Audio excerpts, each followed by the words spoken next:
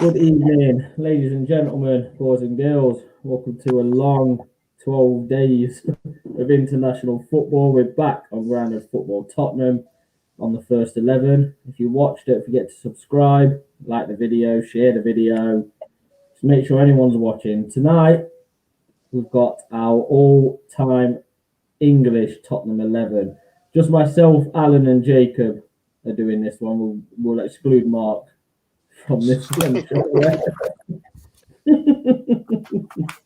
Mark's his wife gold, mate. Yeah. These are unfair, to be fair, because he gets to pick all the good ones. We get only recent history. It's not fair. Well, it's just like Tottenham against Man City now, squad against squad. That's how we'll compare it, shall we? Okay. Fair enough. Well, then, Alan, how are you, mate? Yeah, not too bad. Being bored with the international break. Just easy games, just isn't interesting at all. So I'm glad that we get back to the Premier League weekend and hopefully our first win under Conte. Hopefully. Jacob, how are you, mate? How's the week been? Yeah, good, man. Yeah, just, like Alan said, bored of the internationals, but at the same time, kind of relieved from it because then, a 2-week break from the Premier League sometimes, especially when you're on bad form, is good. So I'm hoping that, a lot of players come back, whether they're international or not, and are ready to take on the challenge. Yeah, Mark. You look a bit smug tonight, Mark, after this team thing. If I sound like James Earl Jones, it's I've got a bit of a sore throat, so it's not like I'm trying to put something on. Good. It's been like Alan says, been a long 12, 13 days. It's just good to be back to see. I was sitting there this afternoon doing my fantasy football team, so it's just nice to be able to be doing that again and talking about Spurs and seeing Antonio Conte talk about the team and injuries and things like that. So, yeah, looking forward to the weekend. Yes, definitely. Now, I'll start with you, Alan. Obviously, bad news defensively after the international break that Romero is going to be out now till start of December. Does that change your confidence a bit for the weekend? A little bit. Because I've never been a fan of Sanchez and Dyer in the same back line, even when we were winning 1-0 this season. We were lucky to get them results. For me, it's just Tweedledee and Tweedledum at the back. Getting caught out of position, static and stuff like that. So hopefully with the back three and Davies in there, it helps them. It makes them, it helps them out a bit because they've never been good as a duo. So hopefully with somebody else helping them out, it'll be a bit steady at the back, whereas normally with them two, it's not. But yeah, you don't really want to lose, for me, our best defender. Well, best technically, he's more gifted than the two of them combined. So we'll just hope that, Leeds, I know Leeds like to attack, but they leave themselves vulnerable. So hopefully we could just outscore them. I'm still sticking with my prediction from last week, but yeah, Romero missing, especially when you've got somebody missing in front of him as well, Skip, it just adds to that little bit of spine that we started to have is gone for this one game. So it's going to be harder than what I thought it was going to be. Yeah. Jacob, is that the same for you? Obviously, injuries from the international break, Romero, I think themselves, though, obviously, you want to start it, but he's picked up a little bit of a knock as well. Do you fear a little bit at the weekend now with the defence we could go in with? Yeah, I'll be honest with you. To be honest, I thought the only injury was Romero, but then obviously Alan's alluded to Skip, and then you've alluded to Lo Celso. So it's like in positions, I'm thinking we've got players that you could stick in there, but are you confident in them? No, because effectively we can all agree we're not 100% confident with our strongest lineup. So it's a bit of a concern. We all know that even though we've got calamitous defenders, Conte's worked with defenders that are calamitous, but then he surrounds them by people that are solid. So, he had David Luiz that won the league, but then he had Azpilicueta and Zuma around him. We're going to potentially go into this game with Davis, Dyer and Sanchez, who all three of them are calamitous. So you just hope that you're more hoping than being confident than what they're going to be able to do. And then again, you got Højbjerg in there, still has a rest. Who's he going to be paired up with? Probably, Ndombele. can you trust him? We don't know. We don't know what's happened in the last 2 weeks. So I wouldn't say I'm confident after the injuries. Before the injuries, I thought we'd probably nick a win. But, you know, it's just one of those. It just depends with the players that didn't go international. I just hope that in the last fortnight, Conte's drilled in exactly what he expects and they respond come this week. Yeah, I mean, Mark, obviously, talking about injuries, obviously, we've had players who are coming back now that have had a good international break. Kane, with his 1,000,000 goals for England. Bergwijn got a goal for Netherlands. Lloris, 2 clean sheets. Is it a positive for us with these players coming back on such highs? Yeah, absolutely. I think so. You know, I know like Ramiro is a bit of a loss for us. I agree. I'd like to see him play Rodon. You know, I watched a little bit in Wales and I thought he was pretty strong. You know, I think Sanchez, he's flown, 14 hours over to Colombia or wherever he went and played. So I'd like to see him play Rodon, give him a go. Skip was going to always be out, wasn't he?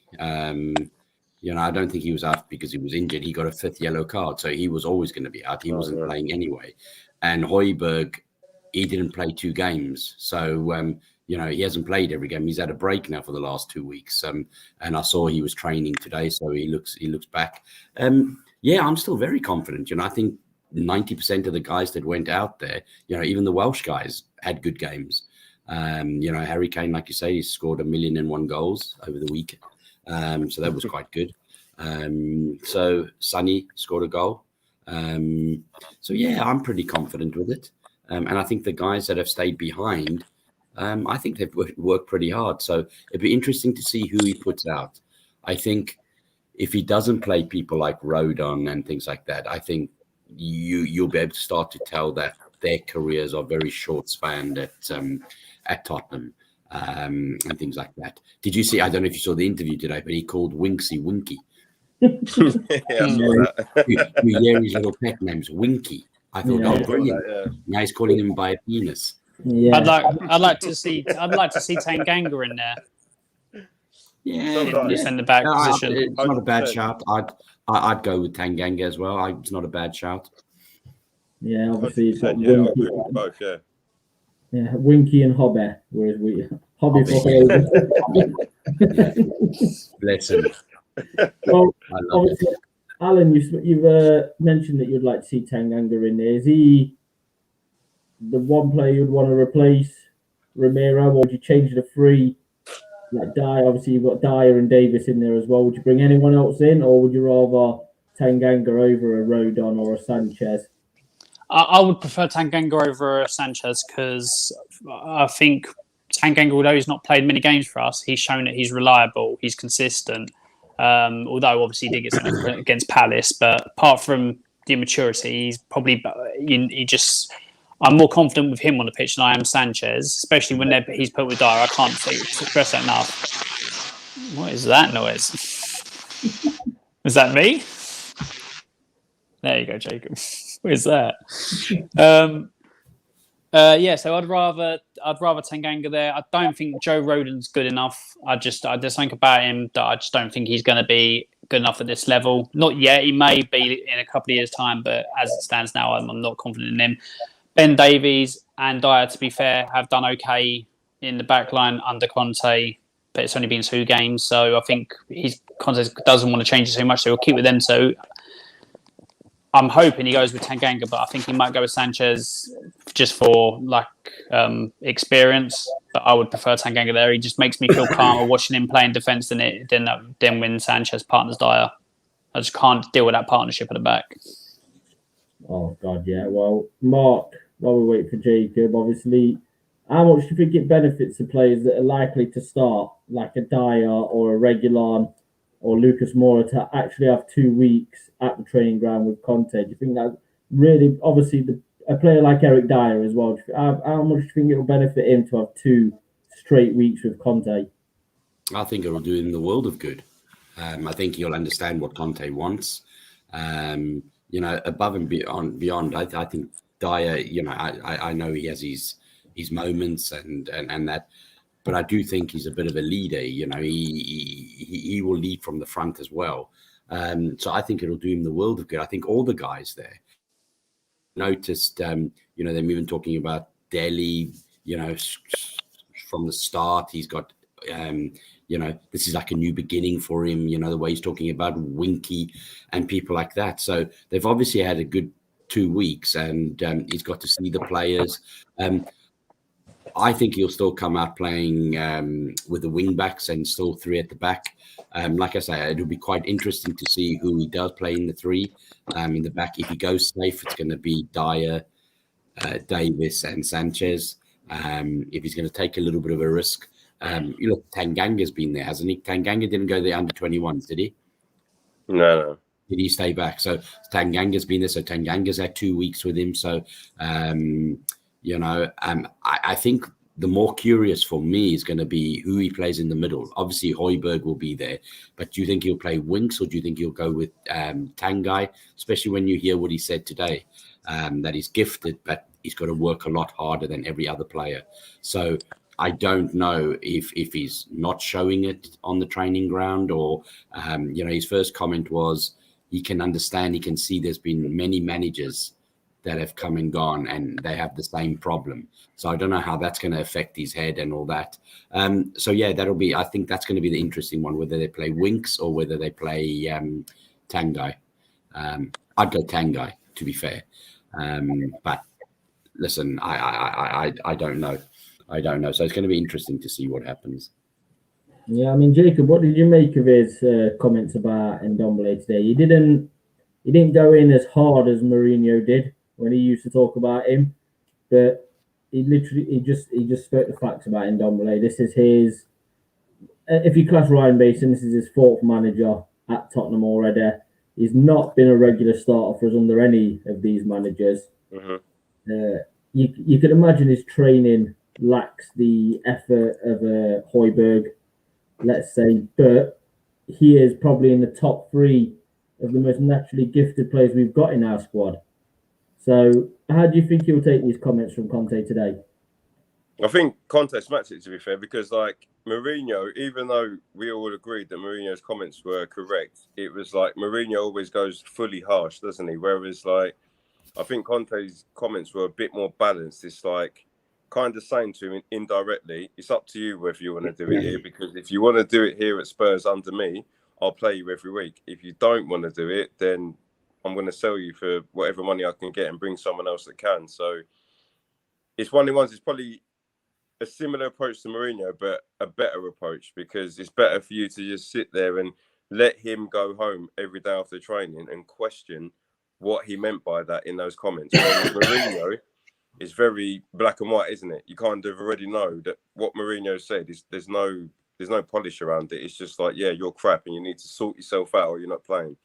So like you boys have said, it's like there's not many players in the Premier League, if you ask me, that are as talented as him. Like with the ball at his feet, he's brilliant, man. Like I love watching him on the ball at his feet. But then when you're under the cosh against a Man City, a Liverpool, it's just like you're kind of looking at thinking, well, we're not going to get much time on the ball, and we need you to dig in and help us out. If you're away at Anfield, and he just. I don't know whether he doesn't want to do it or he's not capable. I'm still confused. He's been with us for 2 seasons. You don't know whether he can't be bothered or he's just fitness doesn't allow him. But either way, you're a Premier League player getting paid a lot of money. You're Spurs' most expensive signing.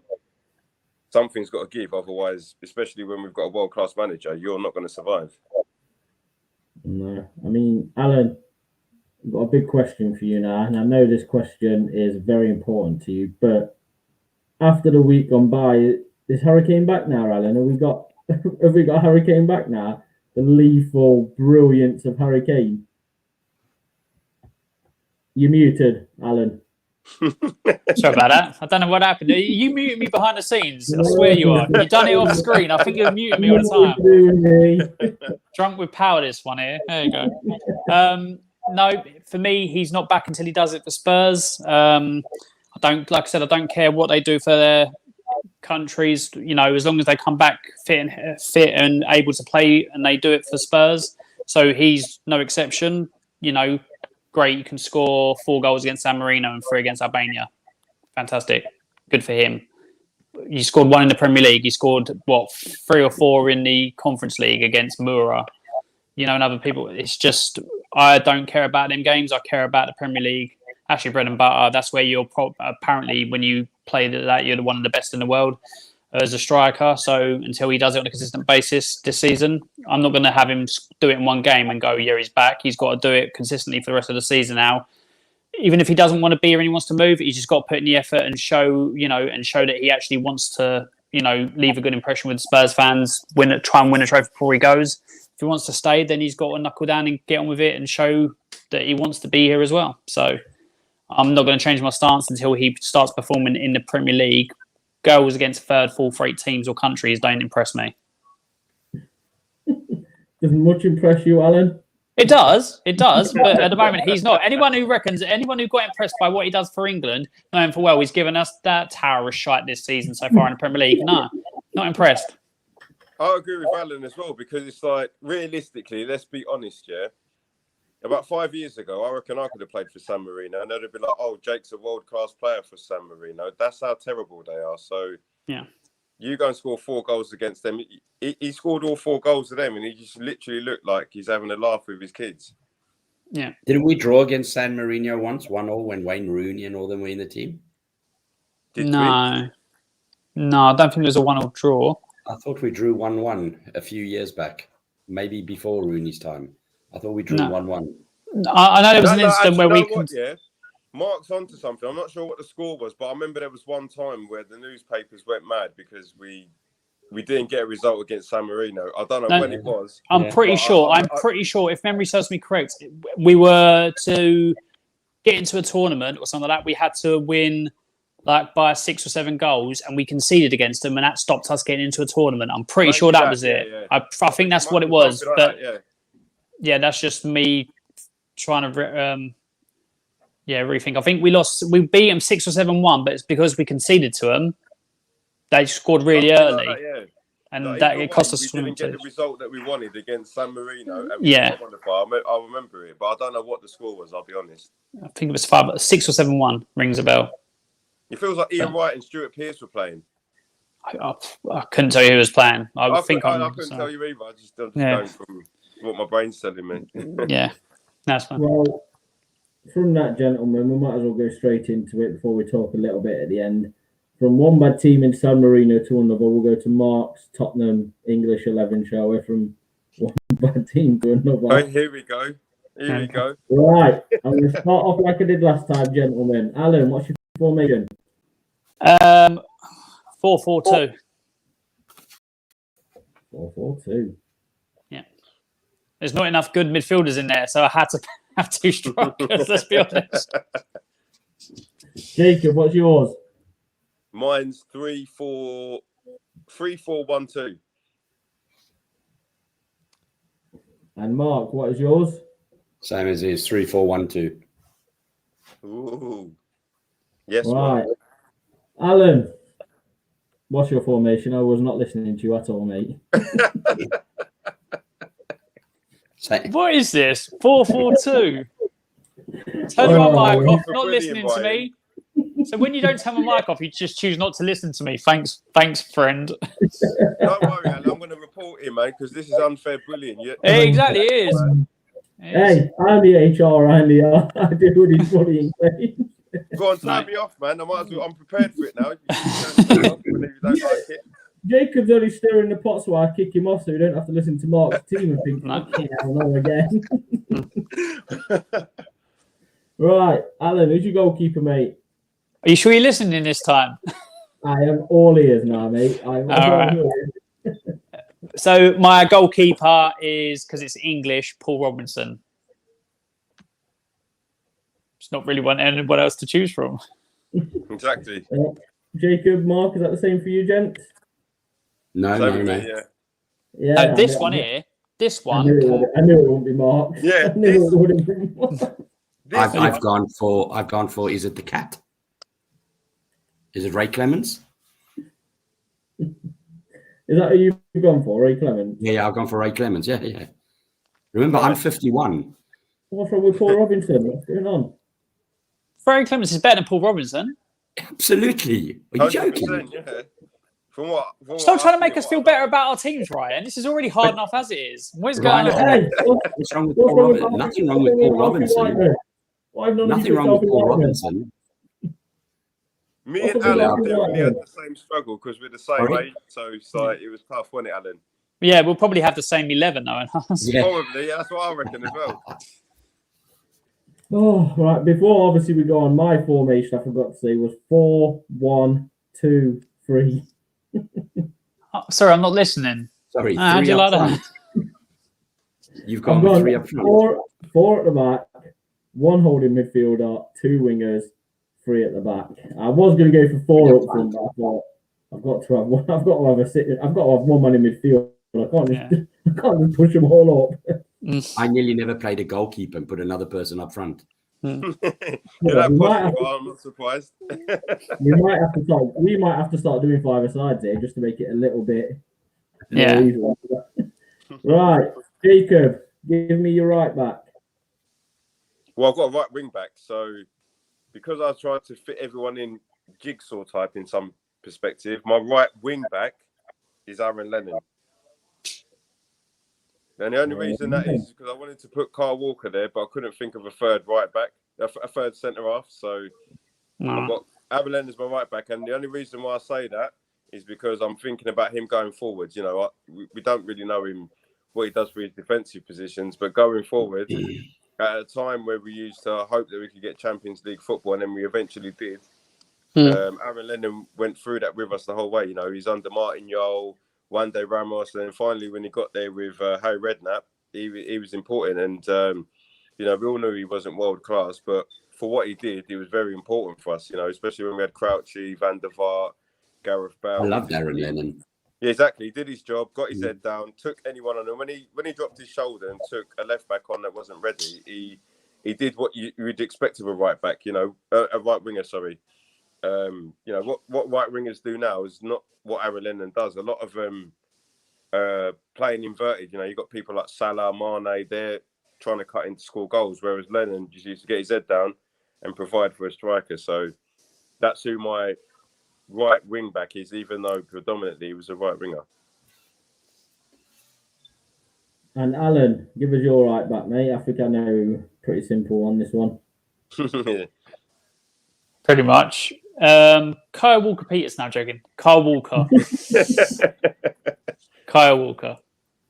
Kyle Walker. Mark, have you got anyone different? No, I got my right wing back. I've gone Kyle Walker. Kyle Walker as well, yeah. My right back is Kyle Walker as well. So we'll go on now to Alan's 2 central defenders. Who you got, mate? Right, one was a slam dunk, Ledley King. And then I was and ahhing between Dawson and Woodgate. And just a bit of sentiment for me, I went for Dawson over Woodgate. So Michael Dawson. Good lad. Yeah, see, I've gone for Ledley King, but a bit of sentiment to me for the lad who headed in our winning goal in the last trophy that we won. I've gone for Jonathan Woodgate. Okay, fair enough. For me, Dawson was bled Tottenham. That's why I went for Dawson. No, yeah, I love Michael Dawson. I love he was very, very passionate. Obviously, you've got Bob's in the comments. Bob Spur TV is a great channel. Welcome to the channel, Bob. Thank you for joining us. Nice one, Bob. Mark. Mark. Yeah. God. I'll just 3, yeah? Yeah, I'm just going to let Bob know, obviously. Bob is in the comments at the minute giving his team. He's giving his all 11. This is just our all English 11. This one is Bob. We have done our all-time 11, but just to prove that me and Jacob weren't the only ones who would have picked Stephen Carr in our team, we have got somebody else who would have had old Brumbrum at right back with us as well. Nah. Totally forgot. Me and Jacob. So, Mark, why don't you give us your 3 luxury centre backs? So I've gone with obviously Ledley King. You know, we loved him. Then I've gone for 2 real legends of the club, 2 real leaders. One Gary Mabbott, and of course you did. and Stevie Perryman. Of course you did. You know what I mean? You know what I mean, Alan? It's like Sorry, a minute, lads. Alan. I've been stressed all week. It's Sorry, like lad. fighting with both hands tied behind your back. How are you meant to do that? What is this, Sorry. Brian? Sorry. Nah, I'm complaining. Hey, I can't help it that Mark has more experience than you two. It's not my fault. More experience? It's age, ain't experience. It's just being older. Hey, Come on, I'll have don't be none of nasty. that. I'll have none of this age bullying on this channel, Alan. You will be removed. If No, you know how it continue on. feels. This is what I've been going through. HR. Putting in that Jacob, who are complaint. your three at the back? Is that me? Yeah. Yes. Which so three are you my having at the three- back? My three at the back were obviously Ledley King. I got Michael Dawson as well because I used to love him. You know, it's like he played in an era where you had centre halves like Drogba, and he was all right. He went off the ball when all of a sudden forwards were about pace. So Michael Dawson would be a hero to me. And I had a right-sided centre half in Carl Walker, so I fitted him into a back three with them two. So did you not rate Woodgate then, Jacob? I did, but he was injured quite a lot, and you know, don't get it twisted. He was the last person to help us win a cup, but it was just like Tottenham have done a lot. We've always got a player that was either world class or border world class, but then we brought him into Spurs too late. So, you know, if we brought him in 5 years before that, he definitely would have been up there with your Ledleys because he was a brilliant defender for Leeds. But we brought him in and he done the job. He was injured quite a lot, but you know, he's always going to go down in folklore for doing what he did in the final. Yeah, I mean, at left back, I've picked Danny Rose. Has anyone got any different to Danny Rose at left back? I have. Have you? have? Sure. I know no. Of course I haven't. Who else was there? Who else was there at left back? It's Danny Rose all day long. Can't believe you guys fell for that. I thought you were going to say Oliver Tungan. I was just like, no. No, he ain't English. oh yeah, shit. Yeah. Right, we have got a comment from Bob here again. Holding your eyes again, Obviously, Bob says he's disappointed that Mark didn't go for Stuart Nethercott, is it? Stuart No. Nethercott. Do you want to explain to us why Bob's disappointed? Was he a good player for Spurs? I don't personally know him. So. I'm surprised he's even questioning me with Gary Mabbitt and Stevie Perryman. Oh. Wow. Hey? Oh. Two all-time legends, aren't they? They I are. keep forgetting his questions about English players. I keep forgetting. Yeah. Well, I'll give you my one centre midfielder, which was Michael Carrick. He is my man in midfield. So, Alan, do you want to give us your two centre midfielders?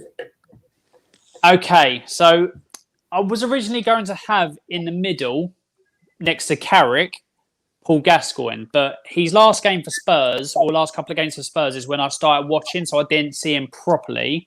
So I could go, just to make my team a little bit better, I could go for Gascoigne, but unfortunately I can't. So I've gone for Huddlestone beside Carrick. Because, man, that guy could bang a football. He could bang a football. Yeah, basically, when you all think about it, there's not really many. Obviously, in mine, Alan's and Jacob's time, there's not really been that many brilliant Classy English. players. Yeah. There's not been many. Obviously, Mark was blessed in his time to have so many, so much of a choice in this team. So, obviously, Mark, you've gone for who are your two midfielders? So I've obviously got three. I've got a defensive midfielder, and then I've got two creative. So I've actually gone with one of the youngest that we've still got now, Oliver Skipp, as defensive midfielder, playing just behind Paul Gascoigne and Glenn Hoddle. I'm shocked, man. Skip. Yeah, so I've got Skippy just in front of Stevie Perryman and Gary Mabbitt, and Paul Gascoigne just in front of him, and Glenn Hoddle just in front of him. Hey? You are my hero. Step it up, boys. Cool. It's not. You can polish your turd, guys. You put Skip with Huddle. When I put lipstick on a pig. You did. You did. You dressed that pig up real good. It turns out you can polish a turd. I hope Skipper's listening. You know what I mean? He'd be so proud now. Made me laugh there, Alan, man. You'd honestly have Skipper over a Michael Carrick. No. Absolutely. I'm talking defensive midfielding because Michael Carrick could play a ball, and made me laugh. I don't think he's as good, but yeah, Gaza just in front of him with Glenn Hoddle. Can you imagine? Hey, jeez. Yeah, I can't believe Carrick was a definite. Yeah. But hey, each to their own. Indeed. Each to their own. So Jacob, can you try and beat that with your two midfielders and your attacking midfielder or your defensive midfielder? Well, yeah, well, two in the middle of the four was Michael Carrick, obviously, because his passing was ridiculous. I spotted it from early.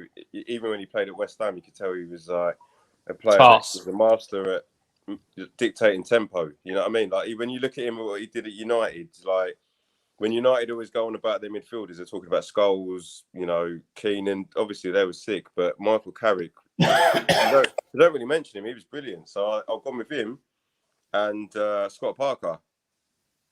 Him and Scott Parker, because Scott Parker, when he was, when Modric was smashing it in centre midfield for Harry Redknapp, even though Modric was different class, the only reason he was allowed to do what he did is because Scott Parker was in there with him. So I've gone with Scott Parker and Carrick in centre midfield.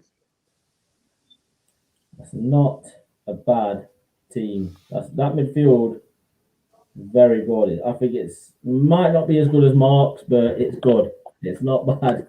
Jacob. Yeah. You know what I mean? Scott Parker, Carrick, Danny Rose and Aaron Lennon. Yeah, to be fair, mine was a toss-up between Scott Parker or Skippy, but I went with Skippy just because he was younger. And I think it's harder. We're going to have Glenn Hoddle in there. Well, absolutely. All I needed was somebody to kick the crap out of people. And then I got Paul Gascoigne and Glenn Hoddle to pass the ball up. So... Yeah, but Glenn Hoddle's older than you. That's why I went with Skippy.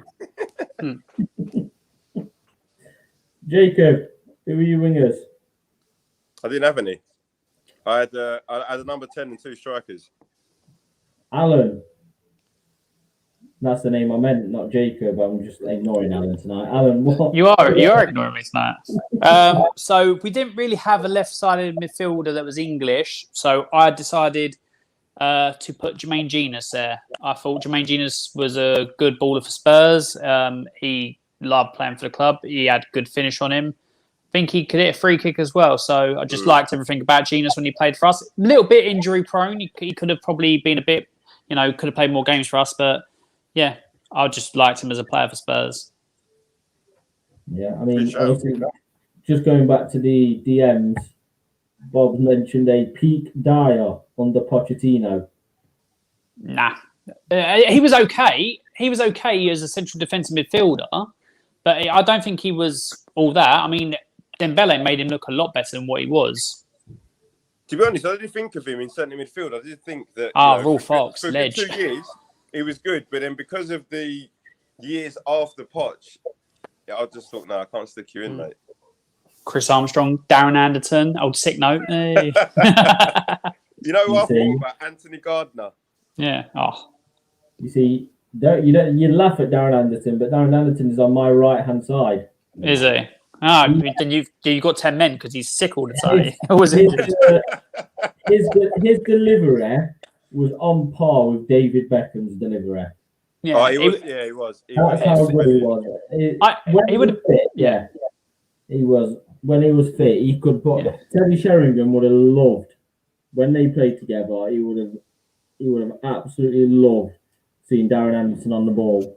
Yeah, just ready to cross that in. He was, but like you say, he was very. They used to do it for England as well, didn't they? Like England, do you remember the Euro '96? Like Darren Anderson, no one really talks about him, but there was parts of that tournament. He was sick, man. Oh yeah, it was a very. Like I say, it would have been. It would have been spoken about in a different light if his injuries weren't so consistent. Yeah, So Michael Owen, it would be bloody injuries. He was made out of biscuits, that guy. What biscuits are you talking, Alan? Huh? What biscuits are we talking? Well, Broken the biscuits. Yeah, broken biscuits. Just a bag of broken biscuits. Like, here you go, Darren. The rich teas, yeah? Is that what you're calling him? Rich tea biscuits? Whatever ones are smashed. You get the box of broken biscuits that are just all piled in there. That's what he was. Held together by scaffer tape, that boy was half the time. It wasn't good. Do you remember them pink wafer biscuits back in the day? Yeah. That's what he was made of, mate. Hey, yeah, you can't speak of him like that when we're all lauding old Ledley King. He was more than Darren Anderton. Yeah, but Ledley King had one knee. He didn't train, and he'd go and give out like 9 or 10 out of 10s each week. He was just phenomenal. He would have been, in my opinion, and if people watch this who aren't Spurs fans will probably be like, whatever. I think if he didn't have the injuries he did that plagued him and all that, Ledley King could have been better than your John Terrys and your Rio Ferdinands. He was good. It's as simple as that. People will say, "Oh no, it's not true." Yeah, simple as. I would say that if realistically the way Tottenham were at the time, if Ledley King had 2 knees, he wouldn't be at Tottenham. He wouldn't have been at Tottenham if he was going to dedicate himself to. But it's like the amount of teams that would have been after him if he had a good couple of seasons without any injuries. I don't think he would have been at Tottenham. No, obviously, Bob brought it up here. That old Anderton. Yeah, got the most appearances for an outfield player for us. Obviously, Lloris has just overtaken him for the most Premier League appearances. Now, my left winger was Aaron Lennon. Yeah.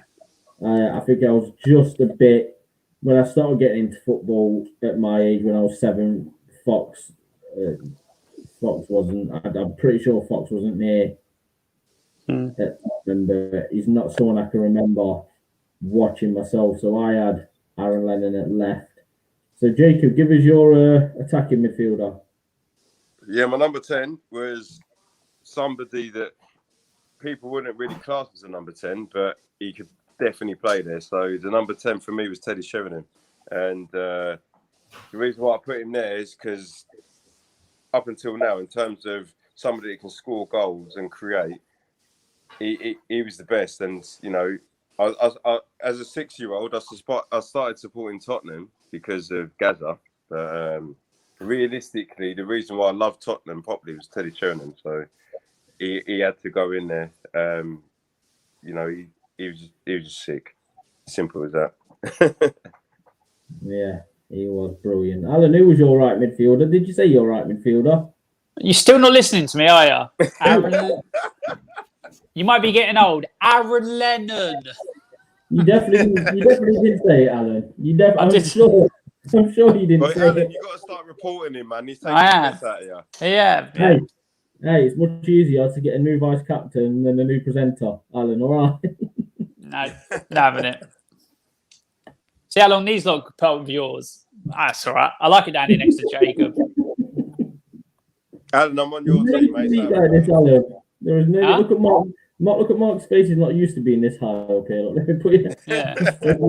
He's looking a bit flush being up that high. So Aaron Lennon, yes. That's what you're having. It's been the international break, Alan. It's been a long working week. I can tell. I'm tired. I'm just not in the mood. I just want. When Sunday comes I'll probably say about midday. Yeah. I've got the Tottenham shirt on, fridge full of beer. Then I'll be awake. Then I'll be alert. Okay. You have to take me as I am right now, Alan. Yeah, that's fine. Going to the top of the pitch. My 3 strikers are Teddy Sheringham, Harry Kane, and Jermaine Defoe. I've got up front as my 3. Mark, who's your top 2?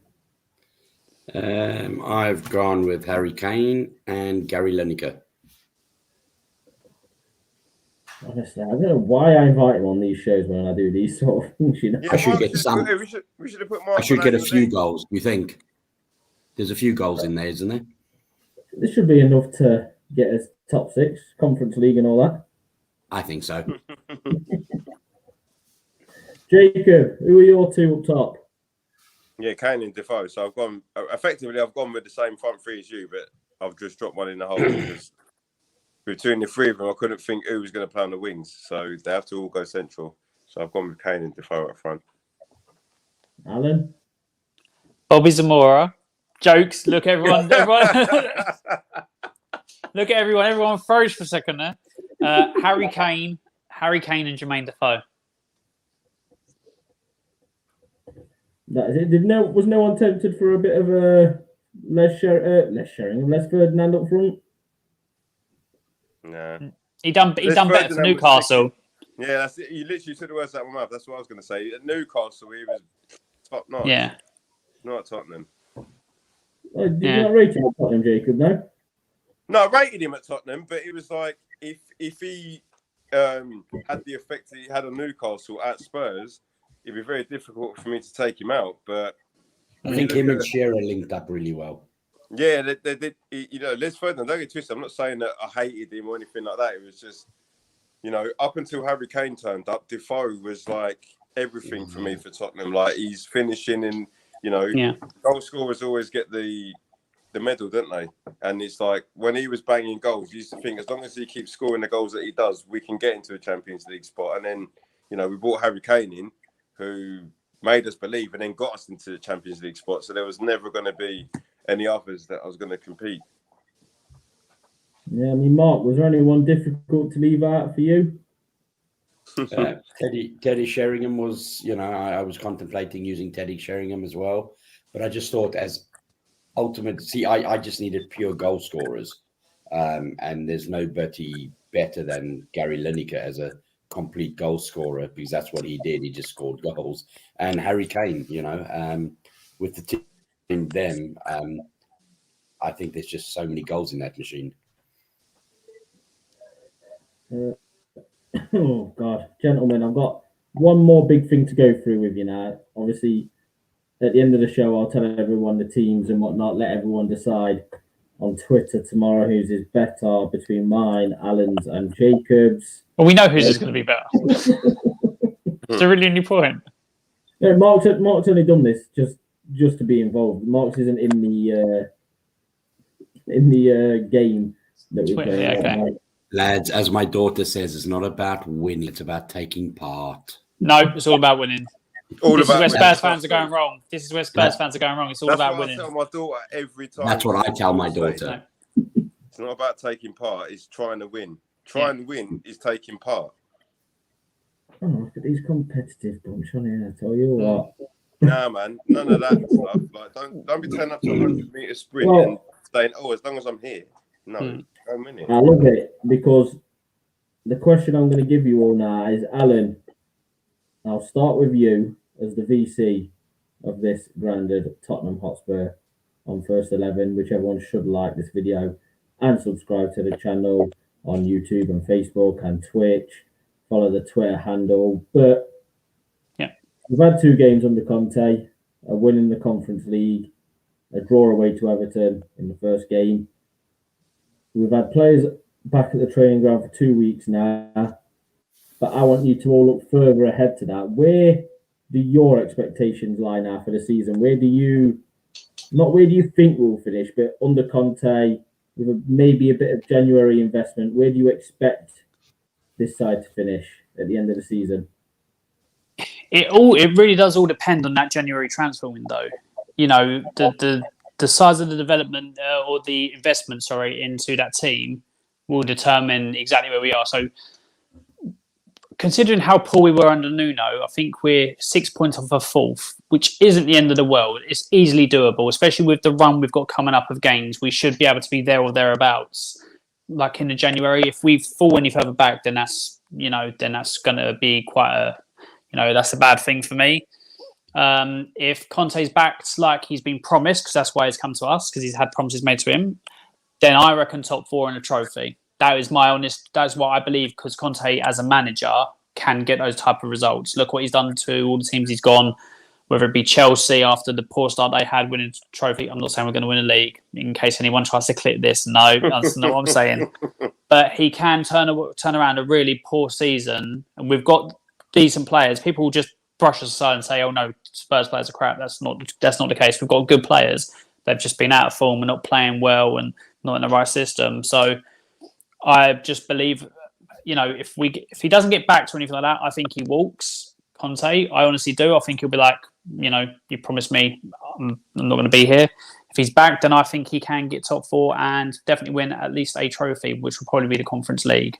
So that's what I would consider a good Well, that's what I expect or would consider a good, 2/3 of a season for him. Yeah, Jacob, what about you? What are your expectations for us this season? Yeah, I'd expect to at least challenge for a Champions League spot. You don't bring in a manager like that and back him in January and then be happy with 7th. So as long as he gets the backing in January, I'd expect us to at least challenge for 4th. If we don't get there, we're all used to it anyway. But I'd expect him to do that and, like Alan said, win a trophy because the Conference Cup, there's no excuse why that bunch of players under any manager should not at least get to the final. You know what I mean? Like the only team I look at and think, right, if we played them tomorrow, we should be really worried based on the players that we've got is Roma.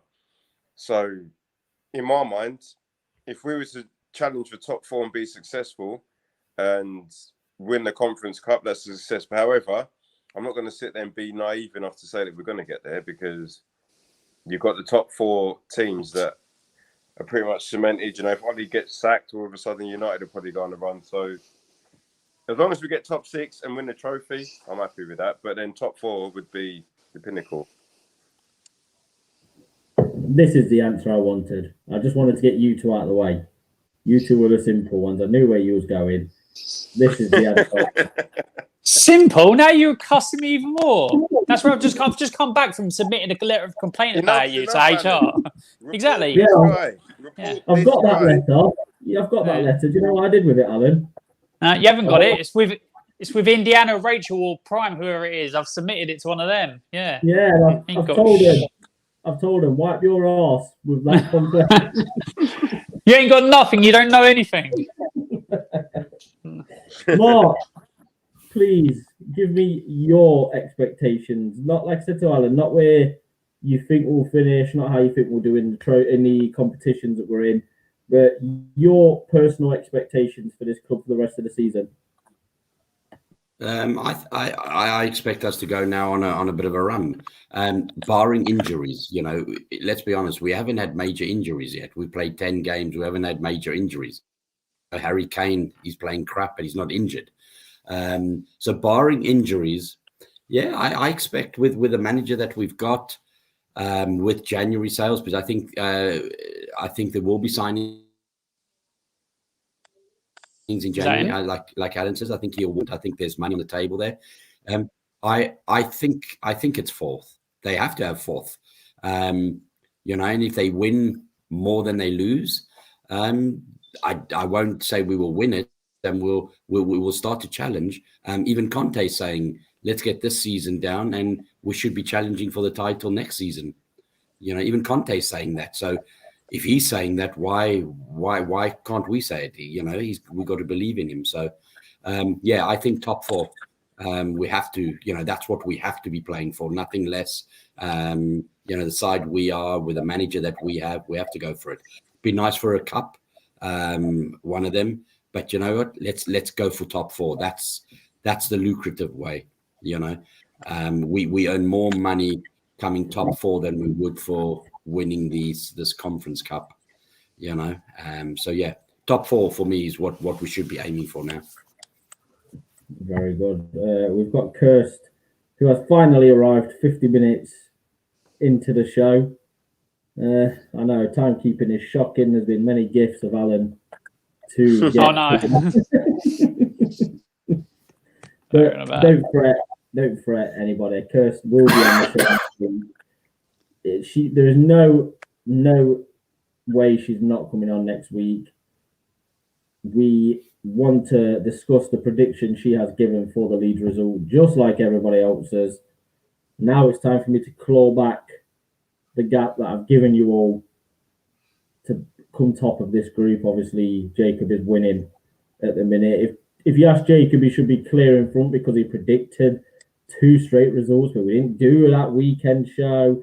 So Jacob should have more points than he should have. Don't believe him. everybody don't listen to Jacob. He's lying. Don't trust him. Oh, hey, it's not even 2, it's 3. There's one show that we didn't do, but I predicted that one as well, and you all know that. No, you didn't. Don't even I know. predicted we'd lose to West Ham. Yeah, we'd you. lose Yeah. 3-0 to United.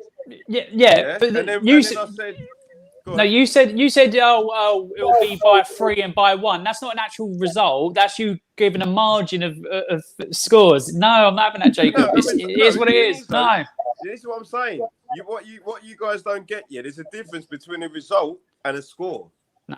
So the result was: did West Ham beat us? Yes. Did Man United beat us? Yes. I think we all gave those results as well. You're winning by 1. Don't try and extend your lead, Jacob. Yeah, we did. Go back and have a look, because have a look. Saying we're going to beat West Ham. No, I never said we were going to beat West Ham. I never said you did. Yeah, exactly. So I should get the same amount of points. I'm generalising, boys. I think all of us, but Mark, have predicted bad results for the past month. Yeah. Mark is the only one who has stayed positive and happy with this club. But I'm going to start with you on this question, Mark, because obviously I read a report from The Athletic today that the club have said that they hope Conte leaves us in a good enough position to attract Pochettino back. I mean, to me, that headline is, I think it's ridiculous. I think the guy's been in a job for a month. What's to say if he becomes somewhat successful at Tottenham and wins some competitions, whether that be Conference League, Carabao Cup, and all that lot? What's to say he wouldn't want to stay? But it's as if we are trying to plug the gap now until Pochettino comes available. What did you make of that statement, Mark? Oh, I just think it's sensational journalism. You know, we need to drop this whole Pochettino thing. When he was with us, he was great. If he does come back to us in 5, 10, 15 years' time, you know, we've got one of the top 3 managers on the planet. You know, let him do his thing. You know, give him the 18 months. I think he will come good. I think he will do something with Tottenham, and then he'll just extend, because fans won't want to lose him. You know, we won't. When he's with us, we're not going to be a nearly club. We will be the club. We will have won something. You know, so I love Pochettino. Don't get me wrong. I wish he was back. I wish he was back. You know, he's not with us. He's with Paris. You know, PSG. We've got Conte now. You know, I read that same thing, that same article where it said there are some people in Tottenham that are hoping he's going to take Spurs to a level, and then when he leaves, Pochettino will come in. Why? You know, so no, I don't believe it. I think it's just sensational journalism. I think Conte will take us to the Holy Grail. To the Holy Grail. It's not a bad start, that's not, is it, Jacob? What did you make of it, Jacob? I don't know if you personally read it or anything like that, but do you not think that someone like Conte could read that after training or something and think, well, what? I'm not going to waste my time here for you to get the man you want in the first place. I'm not going to stabilise your club and get them back to a challenging position just for you to replace me when my contract's running up. I think it's if you read between the lines, it's like there's 2 things that make you think that anyway. So it's like he's on for a start, his contract is 18 months long. So in 18 months, is Pochettino come available if he's successful at PSG? Yes, he does. So straight away, that makes sense.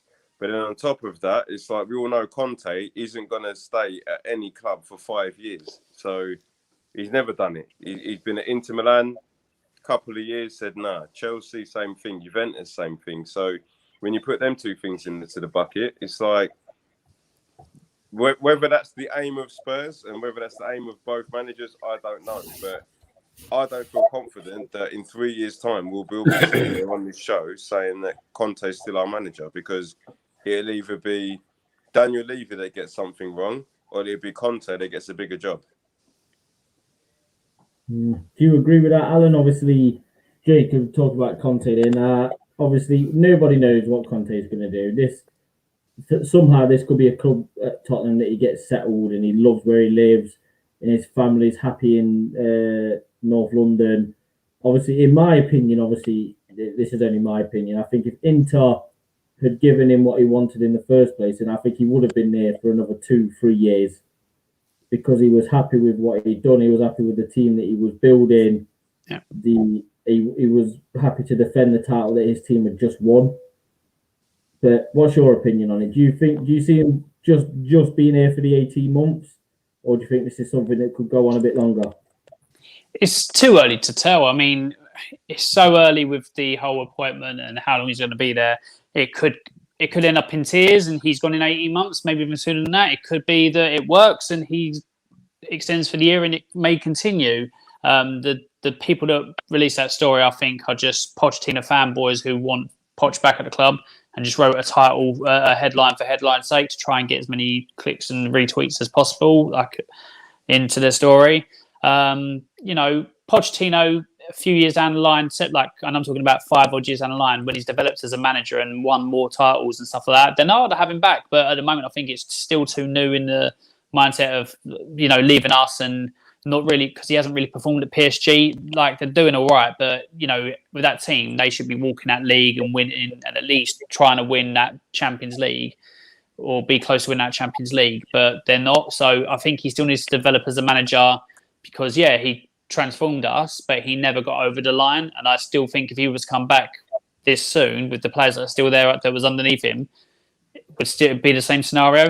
So I just think down the line, we'll probably have him back as a manager, but nowhere in the near future, like 2 or 3 seasons. I think 5 seasons plus, maybe.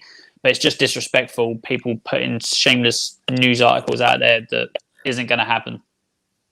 Yeah, definitely. I mean, Jacob, I'm going to come to you on this one first because you've been massive on Daniel Levy and his operation of this club. But how do you see him doing with his first test in January with Conte as manager? How do you think he will live up to his word, we'll say, with this first transfer window?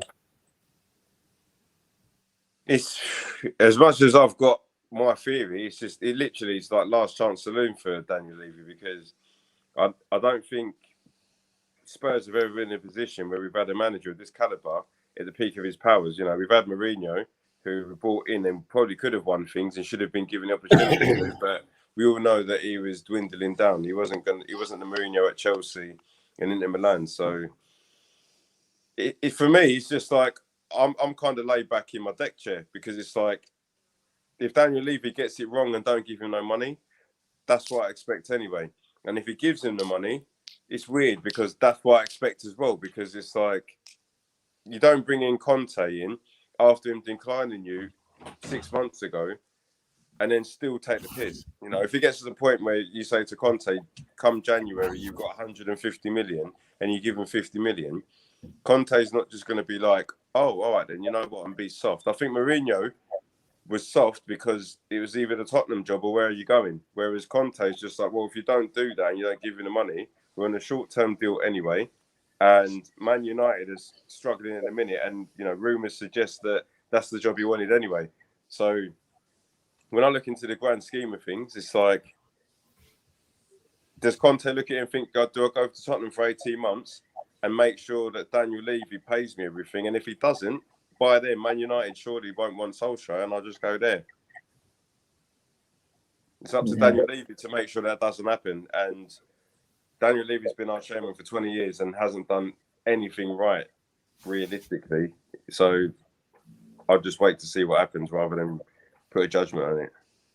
Yeah, I mean, before I go to Mark on it, Kirst has asked if there's any arguments. No, there's been no arguments, Kirst. It's been international week, so the boys are calm. They're a bit chill. We'll wait till next Friday before something kicks off from the Leeds game. But Mark, how do you think Levy will operate in this January window? Do you think he'll leave it all to Paratici and let him please Conte, or do you think he's a bit too stubborn as a chairman, Levy, and he will want some involvement in some way? I think he'll want some involvement, but I think I still haven't. I don't know. Did you see that video where Conte was sitting at the table, the same as I think it was the same table Jose Mourinho signed his contract, but they were sitting there having breakfast, and he was telling him about his coaches. I've got this fitness coach, and Daniel Levy's face as he was counting. And then when he got to his brother, he said, and my brother, he make the video and he bring me the video when I study. And Levy's face is like, that's 7 assistants kind of. I agree with Jacob. I think it is last chance saloon for the guy. I think we'll have a minimum 3 incomings. I think we'll lose somebody because I think between now and January, Conte will say to Paratici, look, he's not in my plans. You know, we need to let him go. I don't know who it will be, but I think he will do. I think he's drawn a blank canvas now, because what we got till January, we got 12 games, 14 games maybe, including cups and everything. So I think he's given a blank canvas at training. Let's see how everybody works. But I think already the deal's behind the background now, where you got some pre-agreements, people talking to agents and everything. I think January will get three really good players. I think you'll see him back him. And I think Paratici already, you know, he's taking more of a leadership role when it comes to that. You're not really seeing Daniel Levy saying too much. You know what I mean? It was Paratici that welcomed Conte on board, and it was all about Paratici and Conte.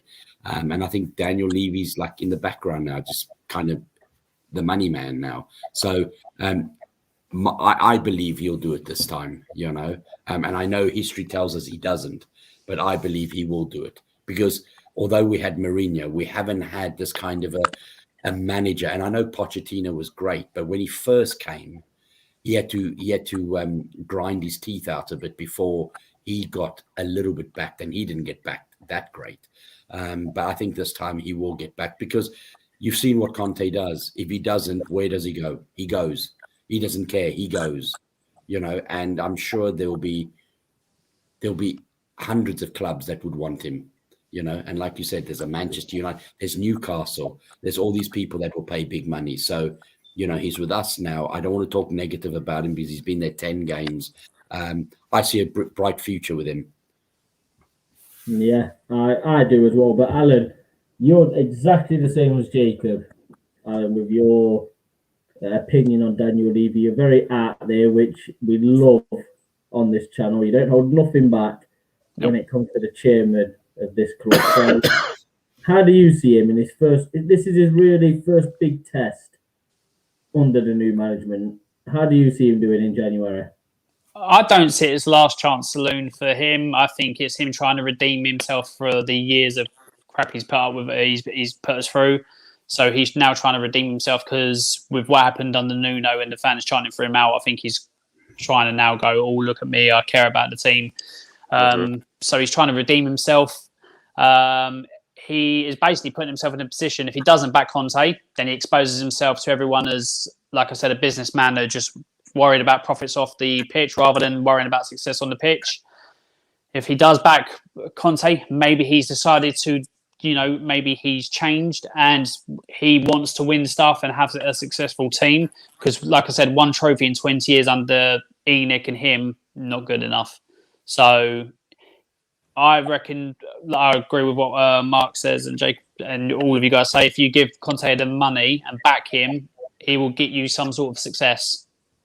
Where, you know, world-class manager at peak of his powers at Spurs in his prime, not past his, you know, sell-by date like Mourinho was, you have all the chances to actually finally win some major silverware and, you know, stop having people go, when was the last time we won a trophy? That's what I want for this manager. And Daniel Levy either has to put up or shut up.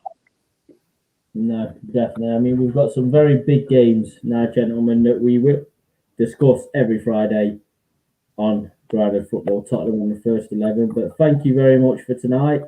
Alan, do you want to let us know where we can find you every Monday, Tuesday, Wednesday and Friday? So are we not doing score predictions, by the way?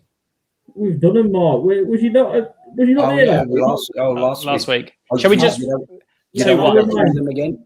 Right. Let me quickly remind you all. Let me see if you remember your own scores, shall we? Right? Because all right, I have to mark them down now because I don't listen to Alan as much, so I need his score in my phone. Alan, what score did you go for? 2-1 Spurs. Very good, Alan. That's why you're in the seat you're in. VC, well done. I know, right? What was your I think I score? said 2-1 as well. You did, Jacob. I tell you what, Alan, So am I joined vice captain then? You're very close, Jacob. You're very close. Know your place, Jacob. Know your place. What are you joking? Oh, no. Curse went for a 3-1 Tottenham. Mark, can you remember your score prediction? Yeah, I think I either went 3-1 or 3-0. Nope. Did he say 4? Yeah, I He thought said it 4-1. 4-1, yeah. 4-1. Okay. And you're Where regretting that now? Where Yeah. was you last week, Mark? Yeah. I was. Yeah, it's 4-1. Yeah, I'll go with 4-1. Now that Harry Kane scored 1 million goals during the week. I'm Yeah, glad we you got said San that. Marino Now. this week. Now we're an hour in, you've said that. Alan can't get going now. So I said 2-0 to Tottenham for the score predictions. Obviously, like I say, the table at the minute, we've only done it. I think this is probably the third game that we've done this for. Third or fourth game. Third, Something like that. But Jacob is top with 2 points. Alan, Kirsten, Mark are all on 1 point, and I am at the bottom with 0 so far. But it can only get better from here. Maybe. I'm happy with that. I'm fine with that. Actually, 2 points. I will predict I'll get every score prediction right between now and the new year, so I'll just get 3 points every game. But who am I to say any different? Alan, there's no need. There's no need for the fee. If Kirsty's in this chat, Alan, you messed that right up, mate. I don't care. I couldn't care less. Yeah. Yeah, are you not going to tell us where we can find you, Alan, or am I going to Jacob from there? We were talking about the scores, so I was waiting for you to finish. So people can find me on Twitter. My handle is here, Alan R. Clark 3. They can find me on here every Friday night, talking Tottenham with these fine gentlemen and Kirst. Then you can find me every Thursday night on the on Igawa's channel, the Premier League prediction show. Plug in an Arsenal fan channel, but you know it is what it is. And then on rotation every Monday on ComeOnYouSpurs.com, the podcast. So that's where I'll be. And if and when it comes around to it, I will be on Sarcasm City on a Tottenham show there. That's Talk That Tottenham Talk. And when you do decide to go there, that will quickly happen. Whatever. Even further. That's all right. I don't mind it down here. Don't mind it. It's all good. It's all good. It's all good. Oh, Jacob, where can we find you at and what you got planned up? Yeah, you can find me on Twitter. I'm making comments on Instagram and all that stuff. But predominantly, you can just find me on here until I get on my feet. You know, I'm proper enjoying having this conversation with you guys. It's always a good balance of opinions. So if you want to hear me out, predominantly find me on here until I expand. Expand. Yeah. No, I mean, you like that one, don't you, Alan? World domination there, Jacob. World domination, mate. Go for it. I mean, listen, everyone who's watched or everyone who watches during the days, you can find, I believe it was Jacob and Alan on What a Ball Ache podcast as well. Yeah. Oh, yeah. You did both. It's all right. I'll plug it for you both, guys. Don't worry about it. I clearly not good at this because I'm not getting invited to all these shows. So I'm just the old guy in the corner. You're too positive, Mark. You should be a cynic like us. No. Yeah, I'm not getting... Mark. It feels like I've been demoted to Eurosports. No, I think Alan, you're good for it though, Alan. You 21s, it's like your opinions is different to a lot of Spurs fans. So I think, you know, if to be fair, Ryan, I've turned everybody down just to be on your show.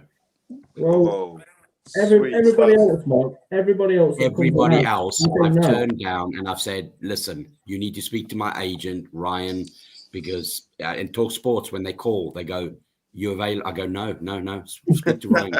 Not tonight, mate. What a suck up. Well, Eurosports called me. Put me up there. Put me up with Jacobies. Come on, I'm VC. Come on. There we go. Oh God! Listen, Mark. Whoever comes to ask for you, Mark, whoever wants you, I always say no. It's too important to lose. Alan can go do his Thursday show. He can do what he wants. Alan is. Somebody's haying. I was looking forward to doing this Coys one, but I haven't got the call. So I will have a word. no. I'm not begging. You don't have to beg. I'll beg for you, Mark. I've had to have Alan on, who was disrespectful to my he was disrespectful to my northern accent as soon as he came on. What? When? When he asked us to do a mic check, Alan went, "No, there's something wrong there. I've heard too much of a northern accent on his end." Wow. I don't know what you're on about. I'd like to see the taped evidence of this. Oh, I will bring it. Do you know, one week I'm going to bring it all on one show. Say, listen to what Alan said about me. Whether it was a year and a half ago, anything like that, I will bring it all on. But Kirst is a bit. She was a bit shocked a minute ago to see Jacob in the VC area. Yes, She's not very happy with Alan at all. I don't mock Northerners. I like Northerners. I don't mock anyone. Ryan's just obviously lying. I'm not. But Mark, please let everyone know where they can find you. Eurosports. I've been ranked down to Eurosports, boys. That's it. I'm talking about skiing. That's a South African sport, isn't it, Mark? Bobsleighing, No, catch me on Twitter. That I only mess about on Twitter, guys. I don't have enough time. I'm here and Twitter, and that's it, pal. The phone's ringing off the hook, but I just can't. I can only be on your show on a Friday night. I can't do any others. It's just, my life's so busy. That's the loyalty we want, Mark. If maybe somebody else in the group had that type of loyalty, we could be going places. But we're always going places. I like to be a bit of a play. I like to see what's out there. You're a YouTube slag, Alan. It's as simple as that. That's what you're on about. A Gals channel, that's bad enough. That's an Arsenal fan. It's a Premier League prediction show. It's a Premier League prediction show. We predict scores. That's all. Yeah. Did you see that though? Harry Kane scores 7, and everybody goes, "Oh, it's against San Marino. It's against Albania." Smith Rowe scores a goal, and everybody's like, "This guy's the next best thing." Didn't he score against Albania or San Marino? But he's the next best thing since sliced bread. When he scores, Kane scores 4 against them, and it's only San Marino. That's what you get when you don't eat ketchup. It's just, come on, get over it. You know what I mean? Hey, best centre forward in the world. He's the Croydon De Bruyne, is Emil Smith Rowe, so I'm told. So he's clearly got something. But gentlemen, thank you very much for tonight. We will be back next Friday to discuss the Leeds result. I think we've also got, is it NS Mora? Midweek, the Conference League. Yeah, we're away, aren't we? Is it NS Mora or is it? Yeah, NS Mora, yeah. Ren's the last game, isn't it? And then we got Ren with us, yeah. We will discuss that and the preview for next weekend's game. But gentlemen, thank you very much as always. And I will see all of you and Kirst next Friday.